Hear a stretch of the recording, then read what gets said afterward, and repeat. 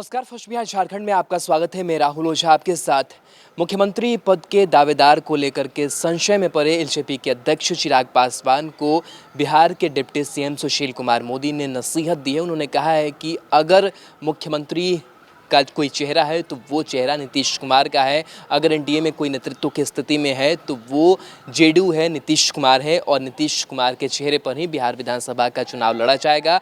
अगर कोई भ्रम एलजेपी के अध्यक्ष चिराग पासवान में है तो वो इस भ्रम को निकाल दें। उन्होंने बताया कि जब लड़ाई लड़ी जाती है तो कमांडर बदले नहीं जाते। हम पहले से ही एनडीए के कमांडर नीतीश कुमार को मान रहे हैं और लगातार उनके नेतृत्व में बिहार जो है वो आगे लगातार बढ़ रहा है और जो बिहार विधानसभा का चुनाव होगा वो मुख्यमंत्री नीतीश कुमार के चेहरे पर ही होगा। मुख्यमंत्री पद के जो दावेदार होंगे वो नीतीश कुमार ही होंगे। साथ ही उन्होंने ये भी कहा कि बिहार प्रभारी भूपेंद्र यादव ने कह दिया है, अमित शाह लगातार पिछले कई दफ़े वो कह चुके हैं कि मुख्यमंत्री नीतीश कुमार ही जो दावेदार हैं बिहार विधानसभा चुनाव के लिए, इस पद के लिए वही होंगे, उसमें कोई फेरबदल नहीं होने जा रहा है। तो आखिर ये भ्रम कैसा है? ऐसा भ्रम जो है वो चिराग पासवान नहीं पाले। आपको बता दें कि ये जो पूरा मामला है ये तब से सियासी बवंडर खड़ा किए हुए जब एक एलजेपी अध्यक्ष चिराग पासवान का ट्वीट आया और उस ट्वीट में उन्होंने लिखा कि जो एनडीए का नेतृत्व करेगा, जो एनडीए का चेहरा होगा चुनाव में, वो तय बीजेपी करेगी क्योंकि बीजेपी सबसे बड़ी पार्टी है और जो चलने वाली है बिहार विधानसभा चुनाव में वो बीजेपी की चलेगी, जेडीयू की नहीं चलेगी। लेकिन इस पर अब जो स्पष्टीकरण है वो साफ तौर से सामने बीजेपी के आलाकमान से, बीजेपी नेतृत्व से सामने निकल कर के आ रहा है। थोड़ी देर पहले जब प्रेस कॉन्फ्रेंस कर रहे थे बीजेपी बिहार प्रभारी भूपेंद्र यादव, तब भी उन्होंने कहा कि इसमें कोई संशय नहीं है, नीतीश कुमार ही चेहरा होंगे, एनडीए का नेतृत्व जो है वो नीतीश कुमार ही करेंगे। अब जो सुशील मोदी हैं उन्होंने भी इसी बात को दोहराया है कि अब कोई बात बचती ही नहीं है, नीतीश कुमार ही एकमात्र बिहार विधानसभा चुनाव के लिए मुख्यमंत्री पद के दावेदार होंगे, वही नेतृत्व करेंगे और वही एनडीए का जो चेहरा है वो होंगे। क्या कुछ कहा है सुशील मोदी ने, सुनिए। कि जो चुनाव होंगे वो पुराने तौर तरीके पर चुनाव नहीं हो सकते। बिहार के अंदर हेलीकॉप्टर से नेता लोगों का दौरा होता था, बड़ी बड़ी सभाएं होती थी, तो मुझे वो तो दूर दूर तक नहीं दिखाई पड़ता कि अगले साल 1.5 साल हिंदुस्तान के अंदर कोई हेलीकॉप्टर्स की मीटिंग हो पाएगी, बड़ी बड़ी रैलीज हो पाएगी।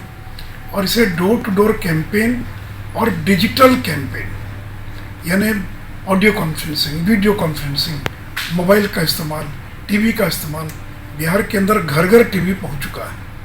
तो यहाँ पर 18 से 20 घंटे गांव के अंदर में बिजली है, तो इसमें टीवी का बहुत बड़े पैमाने पर इस्तेमाल होगा, मोबाइल का इस्तेमाल होगा, ऑडियो कॉन्फ्रेंस। हम लोग एक दिन में 1,000 लोगों से, अपने कार्यकर्ताओं से 2-2 घंटे बातचीत करती ऑडियो कॉन्फ्रेंसिंग के द्वारा।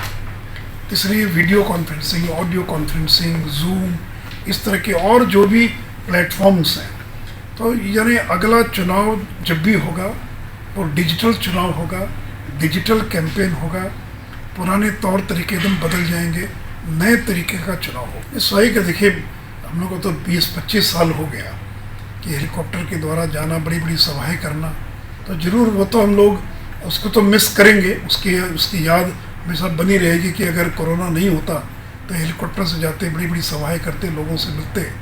लेकिन पूरी दुनिया बदल गई है और एक नई दुनिया पोस्ट कोरोना जो है, और इस नई दुनिया का नए तरीके का चुनाव होगा। आगे आने वाले दिनों में ये भी हो सकता है कि लोगों को मतदान केंद्र पर जाकर वोटिंग करने की जरूरत है, घर बैठे भी वो और इलेक्ट्रॉनिक तरीके से वोटिंग कर सकें।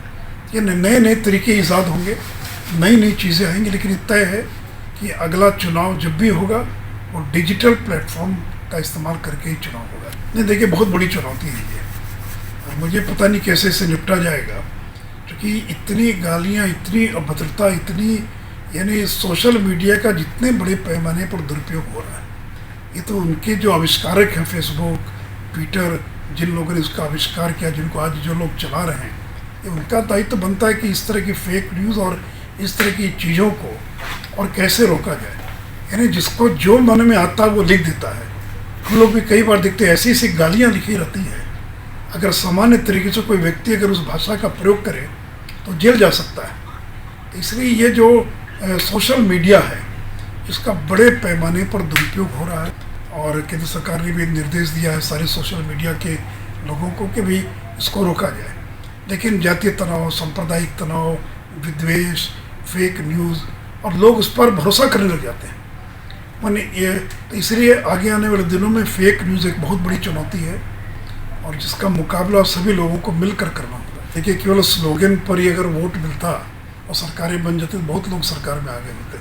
वोट तो मिलता काम पर, और आपने अगर 5 साल जो काम किया उसकी फसल के रूप में आपको वोट मिलता है, उसके मुआवजे के रूप में, या लोग उसको कॉम्पनसेट करते कि अपने काम मजदूरी के रूप में वोट मिलता है। इसलिए केवल आपने बढ़िया विज्ञापन दे दिया या बढ़िया नारा गढ़ दिया, अगर नारा गढ़ने पर ही चुनाव जीता जाता तो यूपी के अंदर तो बड़े बड़े रणनीतिकार गए थे, क्यों नहीं कांग्रेस को जिता पाए जो है। तो इसलिए देखिए, नारे और केवल प्रचार से कोई चुनाव नहीं जीत सकता है।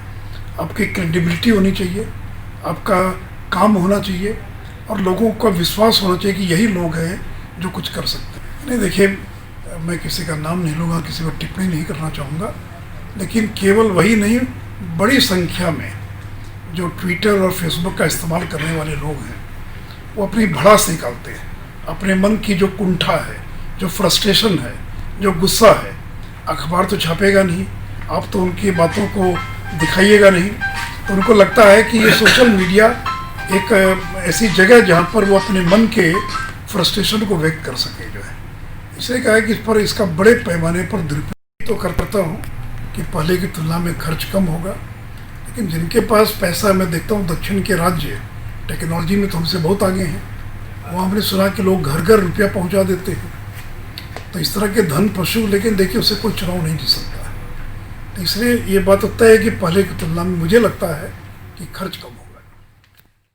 बिहार के आधुनिक अस्पतालों में से एक NSMCH multi speciality 350 bedded hospital, अनुभवी डॉक्टर एवं ट्रेन्ड पैरामेडिकल स्टाफ, विश्व स्तरीय सुविधाओं के साथ अत्याधुनिक ऑपरेशन थिएटर, ICU, NICU, निशुल्क OPD परामर्श, 24 घंटे इमरजेंसी सर्विसेज और जटिल गर्भावस्था का इलाज। Netaji Subhash medical college and hospital, Amhara, Bihta, Patna.